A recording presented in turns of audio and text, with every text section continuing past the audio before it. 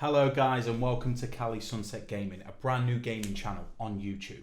Today I'm going to talk to you about Sleeping Dogs, the Definitive Edition.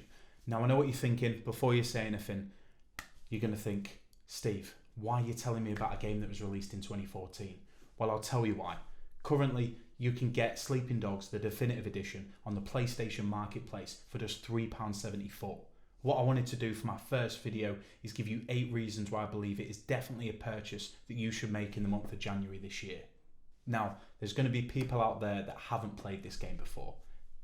They're the people that I want to appeal to. Now, there's going to be other people that have just played the standard edition. Now, I'm hoping I can be persuasive enough to make people go out and buy this game and just realise how awesome that it actually is. The good thing about the Definitive Edition is that it comes with all-encompassing DLC that has ever been released for the game. And I'm going to go through that today. Number 1, the story. You play as a detective called Wei Shen. He's recently returned to his home city after spending time in San Francisco after the passing of his sister. He is tasked upon his return with the Hong Kong police to infiltrate a branch of the triad organisation known as the Sun On Yi. As the story progresses, you become more involved with criminal activity that is taking place, and you find yourself in fierce battles with different gangs within Hong Kong. Not only that, but you also find yourself getting more and more aggressive towards your handler for the Hong Kong Police Department, who believes that you're becoming too consumed by the role that you've undertaken. So we're bringing him in. I'm taking this up with Pendrew. This came from Pendrew. Taking him in accomplishes nothing, and it makes my job harder. I'm not doing it. You don't have a choice, all right? It's a direct order. Yeah? Direct order? Well, that's an order you can shove directly up your ass, Raymond. Number 2, the environment. This fictional Hong Kong does so well to capture the gritty street level atmosphere, juxtaposing it with the neon lights of the skyline. I had so much fun just going around Hong Kong in a sports car at breakneck speed, trying not to murder anybody as I did it.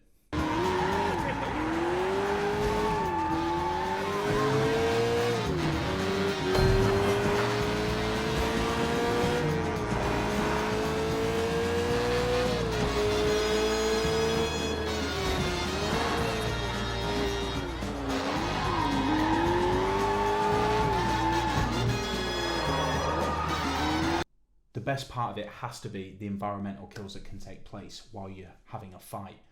Places that are around the area that you're fighting will glow red if you can interact with them, and what you can do is you can drag them over there and initiate an environmental kill, such as slamming someone's head through a fan, or smashing someone's head against a fish tank, or throwing someone in a dumpster. It's absolutely insane, but it's absolutely awesome at the same time, and it does really capture, like I said before, the Hong Kong action film style that it's trying to emulate.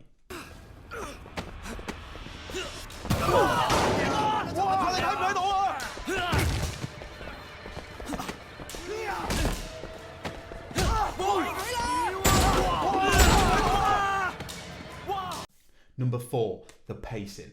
Sleeping Dogs is non-stop from the get-go. Nothing gets your adrenaline rushing more than high-speed chases in cars or on motorbikes on the highway, shooting people's tyres out, jumping onto people's cars, punching them in the head before taking their car from them. Number 5, the levelling system. The levelling system, to me, is what separates the games from games that it was severely compared to, such as Grand Theft Auto. What you can do is you can upgrade your levels with the triads, the police, and your overall face reputation within Hong Kong. You do this by completing missions as well as side missions, things like races, or just doing odd jobs for people around Hong Kong.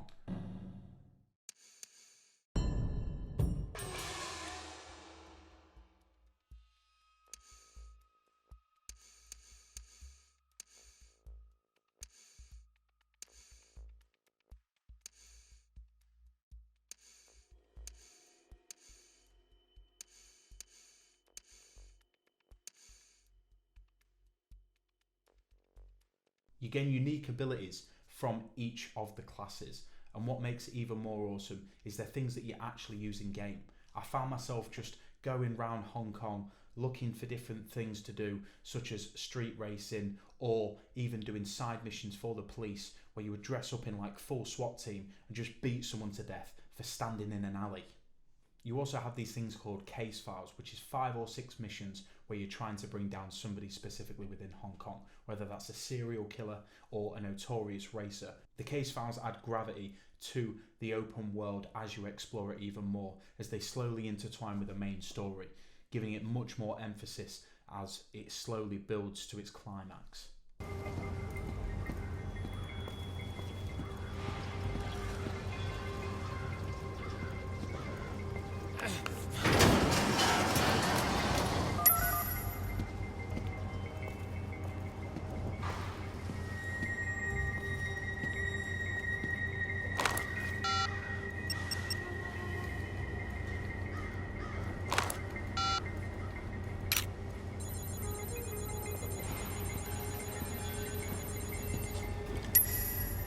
Vincent?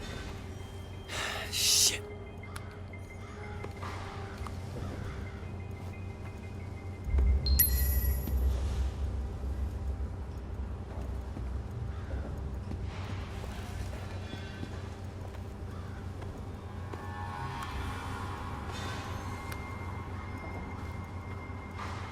Son of a bitch. Someone did surgery on these guys. Number 6, the outfits. Sleeping Dogs the Definitive Edition levels up the already awesome clothing system. Wearing certain clothes gives you bonuses or perks that you can make advantage of, and also in the DLC it ups the ante by giving you clothing from famous films and also famous games that Square Enix have been involved in the past. Scroll through this list and tell me that this isn't absolutely awesome, and also tell me how many you recognise.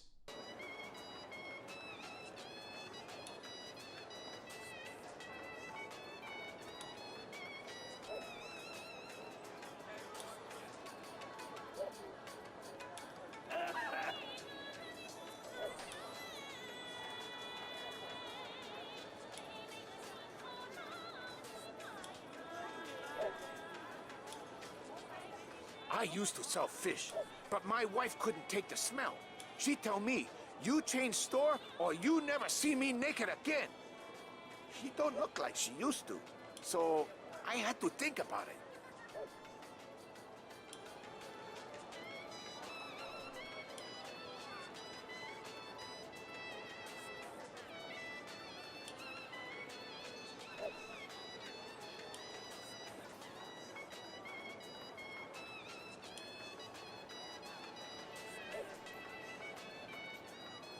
Number 7, collectibles.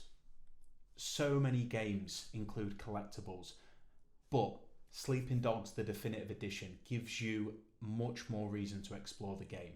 If it's lockboxes which hold loads of cash, or even health shrines which increase your overall health, and a god grants you the ability to get more health, which in turn allows you to go through Hong Kong and give you increased ability to punch someone's face clean off.